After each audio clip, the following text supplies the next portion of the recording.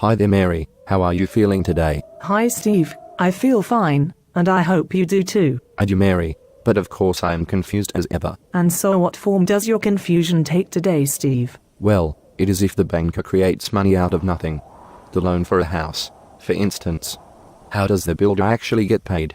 Surely some real money has to exist. Indeed, Steve, that is a regular conundrum, but of course it is you whom ask for the loan and you earn the money to pay it off. So it is you whom generate the real money. But the banker Mary, they give the money to the builder, don't they? Surely. Well, they sort of do, but in reality, they really only move debt around.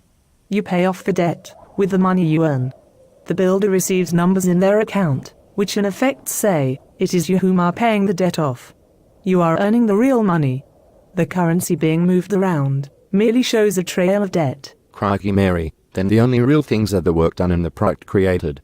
The banks are just shuffling numbers and charging interest. Well, indeed, a long time ago, things did work the way you think they should. Real valuables were exchanged for goods. But that link was stretched by the schemes of the goldsmiths. So that the direct connection between stored valuables and a loan amount ceased to exist. In fact, everything became a paper receipt, and people were not aware that the receipts did not represent stored valuables anymore. I have heard something like that before. Like everything is just numbers on a computer screen, which point to a chain of debt and they have no intrinsic value in themselves. Yes, and banks do not even hold enough value to be able to pay the bearer on demand, as promised on their notes. It is just a continuation of the goldsmith stratagem. However, your skill in doing something can be traded directly for credit or goods in the form of barter, although barter is limited, whereas money is more flexible and would reappear. I see, and so the whole system grows up from barter. But barter's lack of flexibility will create the need for money to reappear. That is what I said, Steve. This disaster actually started in China during the Han Dynasty in 118 BC, and the receipt was a leather credit, and later this was replaced by paper. And now it is just numbers in some computer somewhere, accessed using the plastic card. I promise to pay the bearer on demand used to mean something. At one time, the public could exchange a banknote for gold coins to the same value. This is no longer the case. So then, the paper has not only replaced the leather, but also the gold and well everything else. And so, we are just exchanging paper for paper. That is a piece of paper that says we own a house for an amount written out by the bank in the loan. Sort of, Steve, but you do actually get to use the house, the car, the washing machine, the television. These things have a use, whereas gold in bullion form only has exchange value, unless you use it in a physical product, for its material properties.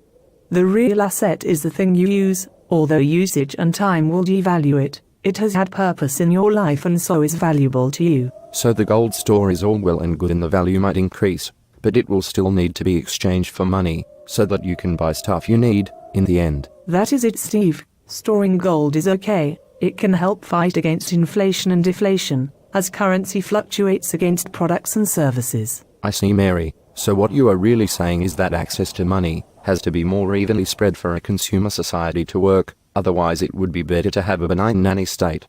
The pyramid of capitalism is inherently unstable because it is actually upside down. All the money and power is at the top and its base cannot support that. That is right, Steve. The money must be flowing around the economy, not stuck in the bank or the directors' pockets. That only ever leads to stagnation. The focus should be on the goods and services required, not upon stored assets. That is just traders and bankers fiddling about. Well, it all sounds right weird to me. Everything is debt. So are your wages debt too? Yes, Steve. The people you work for usually build their company on debt too. The only real new stuff comes out of the ground, off the trees and occasionally out of your mind.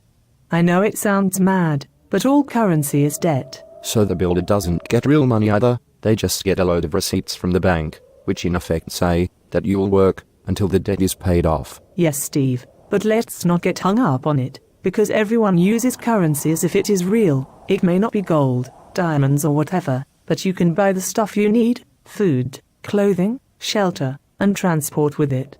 And you don't have to exchange it to make it work.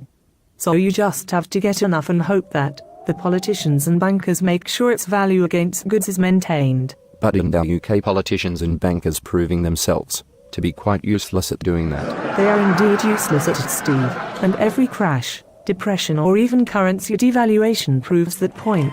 These occur approximately every 10 years or 20-year cycles.